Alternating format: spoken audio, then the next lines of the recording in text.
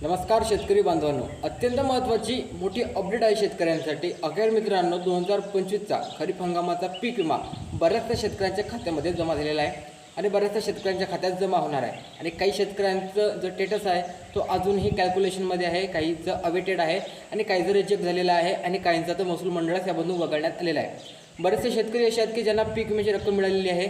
खूप सारे शेतकरी असे आहेत की ज्यांना पीकमध्ये मिळाला आता रक्कम खूप कमी मिळालेली आहे। जवळपास 98 रुपये, 95 रुपये, 8 रुपयासारखी रक्कम शेतकऱ्याला देण्यात आलेली आहे। आणि खूप सारे शेतकरी असे आहेत की ज्यांचं नावही नाही आहे, त्यांचं महसूल मंडळ वगळण्यात आलेलं आहे। मोठ्या प्रमाणामध्ये नुकसान झालेलं होतं, मात्र तुमचं महसूल मंडळसुद्धा यामधून वगळण्यात आलेलं आहे। तर या सर्व गोष्टींची चर्चा करताना आता राज्य सरकारमार्फत मोठ्या अपडेट देण्यात आलेल्या आहेत। आता सर्व शेतकरी यासाठी पात्र असू शकतात मित्रांनो। तुम्हालाही यासाठी तुम्ही अगोदर यासाठी अपात्र होते, तर आता काही तुम्ही सुद्धा यासाठी पात्र होऊ शकता मित्रांनो। तुम्हाला व्हिडिओ संपूर्ण पाहावा लागणार आहे आणि काय कामं तुम्हाला करावी लागणार आहेत ते सर्व तुम्हाला सांगणार आहोत। तुम्ही चॅनलवर नवीन असाल तर चॅनलला सबस्क्राईब करा, बेल आयकॉनवरती सेट करा, कारण की याचे अपडेट तुम्हाला सर्वप्रथम आपल्या चॅनलवरती पाहायला मिळतात। तर मित्रांनो, खरीप हंगाम 2025चा पीक विमा जवळपास मित्रांनो 7,000 कोटी रुपयाचा निधी यासाठी महाराष्ट्राचे मुख्यमंत्री देवेंद्र फडणवीस यांनी अलीकडे जाहीर करण्यात आलेला होता।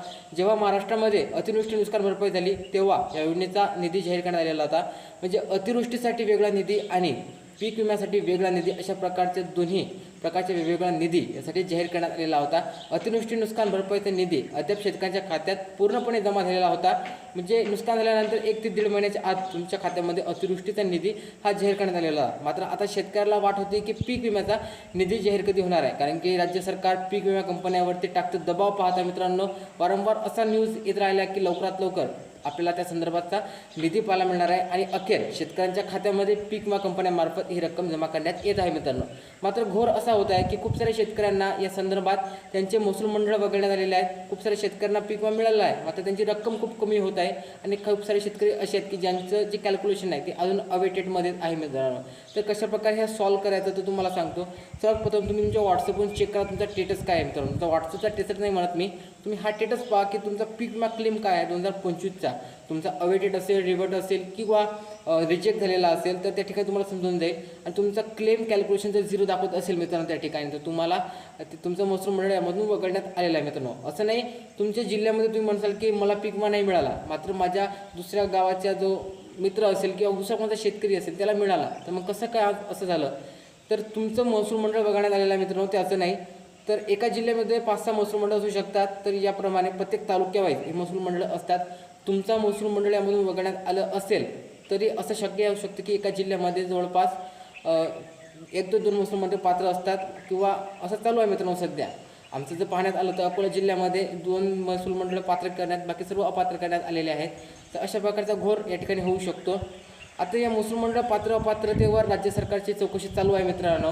लवकरच यावर सध्या मोठा निर्णय होऊ शकतो।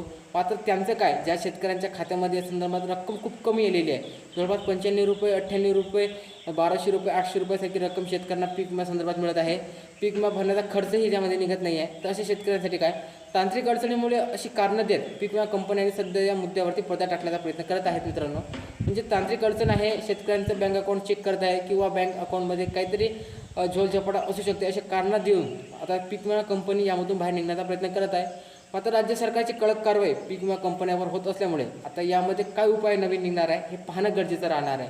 शेतकरी आणि शेतकरी वर्ग असो किंवा शेतकरी मंत्री असो यांच्याकडून वारंवार राज्य सरकारला या पीक विम्यासंदर्भात प्रश्न विचारण्यात येत आहेत आणि राज्य सरकारकडूनही पीक विम्यासंदर्भात मुबलक माहिती शेतकऱ्यांना देण्यात येत आहे।